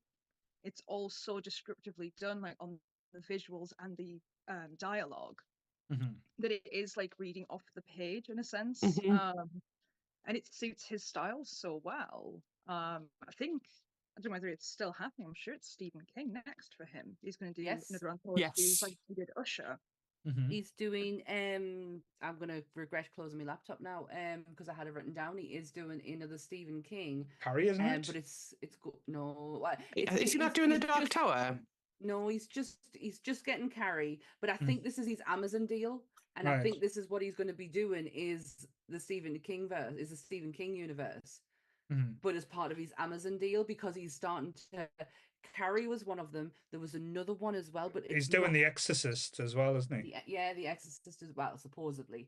But yeah, I had it written down. I'm sorry. The Life of I'd love to see it be done like the House of Usher was done. It's the smallest stories that are made into one connected.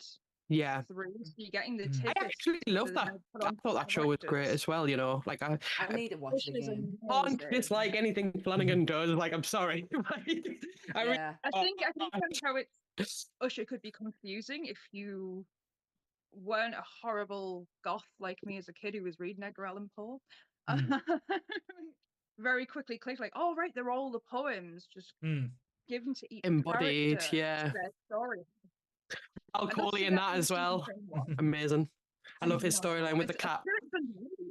He's got a thing about bloody cats as Flanagan, doesn't he? Yeah. You know what? Like, totally off kilter, but the Bev, obviously the actress, she's in House of Usher as well, and her death sequence is one of the most cinematic things I have ever seen. Like, I literally went, whoa. Like, I never say words out loud when I'm watching stuff, but it audibly made me go, whoa. Like, I had to pause it. I was like, that was fucking insane. But I think that's what Mike Flanagan does so well, is like he creates sequences that like stick with you, where after the fact you're still thinking about what you've just witnessed or what you've just seen. And I feel like that, what you're saying about novels, that's what you do with a good book, right? You get to a section and then you put the book down, or you put the book in the freezer, and you're just like The Shining. and you're just like, oh my god, like what just happened? What did I just witness? You were both right. It is Carrie and it is The Life of Chuck. Right. It's part of his Amazon deal. Mm. Okay. I There knew you go. I knew that Carry On was announced a few days ago. Yeah. The Exorcist was, I don't know if he said he's doing it or he's writing something for it, but I think he might be writing a treatment for it because of what happened yeah, with the shit believer. Yeah. I'm intrigued what did I hint at? Is he? Is it going to be a show, Carrie, or is it going to be a Carrie's film? Carrie's gonna be a TV show. Yeah, Ah, TV okay. show, but I'm hoping it's because the book is kind of like everyone's story of what happened, so everyone's thing Perspective of the day. perspective Yeah, of thank the, you. yeah. Perspective, all changes because everyone sees it differently. So I'm hoping that's how he goes down the road. I'm interested Prime because Video now makes these a lot more stories, sense. sorry, because these stories he's been doing, like again, not to say that they're not well known stories. They're probably bringing back like old Gothic novels or Edgar Allan Poe. If he's going to handling something like a more modern tale, like a Stephen King, that's going to be the test. Or that's going to be the interesting thing. 'Cause I know he's done, like I said, the movie in Doctor Sleep, but again, He did Gerald's Way as well. yeah, Gerald's Game was really good, and also like there was a degloving scene in that too. He loves degloving, right? Yeah. Mike Flanagan just mirrors degloving, death, forgiveness. But I think, but doing something as brave as Carrie, because Carrie's going to have a lot of people looking at him now. Like Carrie's a game changer. Right. Yeah. I feel like you're absolutely right. It is the one because it's the one Stephen King movie I think we can all agree was done. You can't change it. It's just yeah, exactly. Yeah, definitely. Yeah. There's not room for maneuver on it. So I feel like he either has to go down the book route, or he reimagines his version of what we've already seen. I don't know what the answer is from. If I was going to be Carrie, do the grave scene at the start rather than at the end. Oh, that is such a moment, though. I love that. But the book is it's not the biggest of books, so no, I can see how he can do it in eight. It's got an 8-episode deal. I'm interested to see how he's going to do it in 8 episodes. Well, what's he going to fill in for 8 episodes? Because as you said, there's so much because the relationship between Carrie and what's her face, that's very different. There's a lot there's a whole dialogue at the end of that movie where they telepathically speak to each other. And it's some of the most beautiful things that Stephen King's ever wrote is their conversation and their understanding of where they stand with each other. Sue Snell, that's it. I did an episode of Carrie not long ago, that's why it's all still. I was going to say, it now makes a lot more sense he's got a Prime deal because just was leading up to Full of a Horror. I was watching 3. They've got a documentary on there which is like greatest moments in horror. Relatively new. It's just 5 I watched episodes. that. I watched it. It's very Mike Flanagan centric.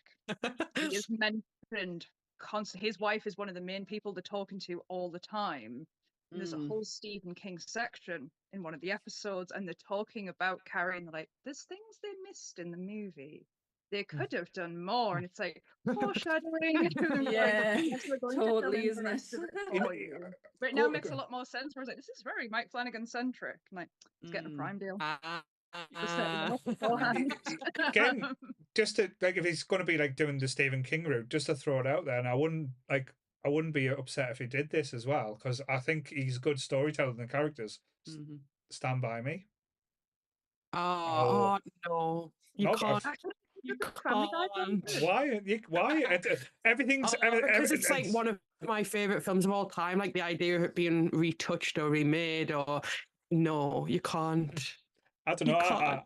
I would be interested in seeing a different telling of that now. Like I think I would like something that hasn't been done. Yeah, I prefer something that hasn't hit screen before. So all these like the smaller little ones that he's done that no one's picked up yet. It's like there's a lot of remakes. We don't need remakes. We need everything else to be looked at. Bring something new for people to want to go and pick up more of the books. Everyone complains about remakes because everything's a story that's in essence been told a million times before. 100 times. It's just, as I said, times, and it all comes back to Star Wars. Yes. In a galaxy far, far away. But yeah. So to round up as well, again, I normally I would ask it, how would you follow up with this one? I don't think it needs following. Like it ended perfectly. Doesn't need anything prequel before or after. It in essence, as Jess said, it is a perfect book. I don't think it needs a sequel or needs anything to do more, which is No. unusual because again, something so good, you're clamoring for more. But for what we got, Yeah. I think it leaves just the right amount, nice taste in the mouth. It doesn't leave. It's that thing of versus having a really nice meal and feeling satisfied, and then wanting to overeat the meal and end up feeling sick afterwards because you Mm. asked the seconds when you shouldn't have really asked for the seconds. I think Mike Yeah. Flanagan stuck with a good meal. It's the Yeah. cup of tea. It's the cup of tea thing. It's exactly the same Mhm. theory as what you've just said. You've made the greatest cup of tea in the world. You'll never be able to Mhm. follow it up, so don't fucking bother. You'll never Yeah. be able to. Wait, Man, I days. wish I liked tea. Coxie, make her a cup of tea. But yeah. So, Oh, so Sammy, what's happening tomorrow night, lovely lady? tomorrow night, it's a different episode for Monsters Up North. We're not doing a movie. We're doing spooky true crime. Spooky. So, I don't know how to use the word trigger. Yeah, trigger warning in advance. The first half is about true crime. There's no getting away from it. We talk about it in depth. The second part is the spooky true crime, where we look into cases that have taken place at Halloween. Ah, Yeah. cool. So we do end it with something, and it's not something that we've deep dived into because, again, I don't particularly want stuff like that sitting in my brain for too long. I still haven't get an American Psycho out of there, so don't particularly want that either. So yes, tomorrow night, spooky true crime, Monday, YouTube, and the audio for that episode and any episode that's come out this week will be available on Tuesday. Yeah, I think it's only us and so there's only two Yeah. episodes. It'll be us and Monsters. Be out Oh, that's an easy Tuesday for me. So yes, I believe the Women of Nerd Culture have a new episode going out this weekend. They're doing sci-fi. So again, if anyone wants to send Sarah or Becca a video of you just saying what your favorite sci-fi character, they'll add your video to the episode like they did with the vampires. It was quite interesting because I said you shouldn't be like Colin Robinson, and Chris was like, he likes Colin Robinson. That just shows you what Chris is like. That just shows you that Chris is a what is Colin Robinson again? An energy sucking vampire. Yeah, that's it. Yeah. There you go, Chris. Yeah, you There you boring go. twat. Let's tell the people what we're doing on TikTok before I forget. What we're doing on TikTok? Are we doing anything on TikTok? I don't know. I think we've got planned. We're going to try and do a TikTok live for when Agatha finishes the season, because there's season finale of Agatha this week. Because it's getting 2 2 episodes. episodes. Yes. So instead of doing an episode of the podcast, we're going to try and do a TikTok live with all those hipster kids and stuff like that. So yeah. Us 40-year-olds are joining the kids. Getting down with the peeps. Sorry, you were going to say Top Grumps. My apologies. I just got TikTok in the brain at the minute. Like you said that, and I had to bite my tongue to not shout "skibbity riz," and now I'm saying it anyway. Please, I only just learned what the fuck that was last weekend, and I was so confused. I still don't know what it is. I don't know. I don't know what the Top Grumps is this week. I don't know if they have. I think Chris? it's a zombie film. I think someone from a zombie film or Return of the Living Dead. I'm not sure. It'll be shit, but it's fine. But that is on a Tuesday. It goes up every Tuesday. I don't know what track, if there's any tracking on this week, but for us, we have a special Halloween episode that will be going out during the day on Halloween. Just because I don't know if anyone else is putting anything out in the night, and I don't overlap. But yes, we will be doing a Season of the Witch Halloween special, talking about the Halloween 3. So we will be recording that on Tuesday to go out on Thursday. Jake and Adam will be twitching on Thursday, so they will be like I say, I don't know what they'll be playing or if they're doing Ramblecast. But because it's the end of the month, so I don't know. But join them on Twitch on a Wednesday. They do have a good find, and you can, even if you don't want to talk to them, they are 2 beautiful men. You get a beautiful Adam, and you get a beautiful Jake. So you can just sit and look at them doing nerdy stuff. Just absolute godlike. But hey, if you're on Facebook and you actually read any of the posts, the schedule gets put up every Tuesday. Every Tuesday. Because I do it. She does a bless her. She does work hard, you know. Everyone gives a shit, but she works hard. But yeah, we've got lots of stuff planned, lots of things coming up. Hopefully, like I say, if you were at the quiz last night, Jess is the quiz mistress, so she will be planning another quiz in the foreseeable future. So you get to see her lovely self and get to try and Graham to try and slip some interesting questions and interesting get it to serious, say frigid again. yeah, or pointy nipples, whatever it was. But yes, the weird and the wonderful, and we are going to be doing an online quiz this month as well. Going to try and got our charity live stream as yeah, well in so November. Going to give this away as a prize for the online quiz. So if you join us, you might win some Lego. It's discontinued, so it's probably worth about 80 quid, I think. So hey, that's a great prize. If you're on YouTube, please remember like, share, and subscribe. If you're listening to us on audio, hearts, I'm sorry. Comments, like I don't know. I really don't know how that works. But whatever you do, if you're pressing anything, it helps the algorithm and it helps other people find podcasts that we've been on. Yeah, Chris has said Bub from the Day of the Dead, so I'll do the graphic tomorrow. I saw that. That's such a shit pick, though. Aware, you got to do better. I'm sorry, you knobheads. Right, Sonia, what have you got planned for this week? So I'm still doing horror months. I've played a fuck ton of games this month, Jesus Christ. So I'm playing tomorrow. I am playing Little Hope, which is one of the the Dark Pictures anthology. They did Until Dawn. They did Man of Medan. I'm playing Little Hope tomorrow with Joe, your resident Joe Border, my brother. Because you can do it co-op. And then on Thursday, I've got a Halloween stream lined up. I'm doing Community Dead by Daylight because it's a Halloween game, isn't it? And the killers are all based on murderers from horror films. So I'm looking forward to getting sugarcoat that one, Sonia. Stabbed by Michael Myers. Can't wait. And then on Friday, I am playing a game called 10 Bells, which is like one of those spot the difference, but your life's on the line. So Sonia's playing. I'm going back to normal. Okay. So Sonia's playing a game where you can guess how many people's a nonce in the game. So that's fine. Spoiler: it's everybody, especially Joe Border. But yeah, sorry, Joe. Well, to be fair though, I don't think he'll be watching this because I told him to watch this show and I told him to watch it blind. Like I said, do not. Knowing that this show is about vampires ruins the show. I think you need to have that moment of like, oh my god, I did not know. And I know Joe takes this shit seriously. So if you're gonna say like, don't watch this episode because you need to watch this show, he's gonna do that. Like he actually went out of his way once to watch TV.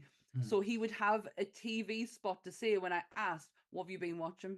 So I know Joe takes this shit seriously. He also absolutely loves Raoul Coley, so I sold him. I was like, Raoul's mint in this, by the way. It must be something in the family, I think, yeah. But he's just a beautiful man. He is. He's a stand-up guy IRL as well. Like, follow him on socials. He's fucking hilarious. He's on TikTok. He's hilarious. What about you, Jess? Have you got anything planned? Anything spooky? Or just recovering from trick-or-treating on Thursday, where I just see how well my kids do it. Like, they're really great. They get the best stuff off people. Like, I love it. I've never taught them to do this, but they always know to go in for the biggest bags. There's a full bag of sweets, they've got it. There's no picking up a singular sweet. They're looking for the good stuff. Good stuff. And Chris, you're not allowed to eat any sweets because you'll die. You're diabetic. Stop it. Yeah. Right, but yes, spooky season isn't almost over, so one more episode, then we are heading into a very different realm, and it's going to be a lot of fun. It's going to be cold. Yeah, we're going to make everything all cold and dreary, and it's like November. I'm looking forward to the next one though, because we're doing V for Vendetta. Like that's going to be an interesting. Yeah. We're actually doing something on point. Like, remember, 5th of November. remember the 5th of November. We've been going 3 years. It's the first time we've done it.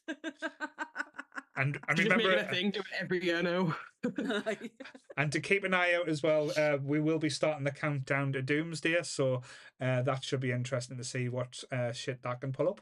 But yes, so same bat time, same bat channel. Stay nerdy, everyone. Bye. Bye. Bye.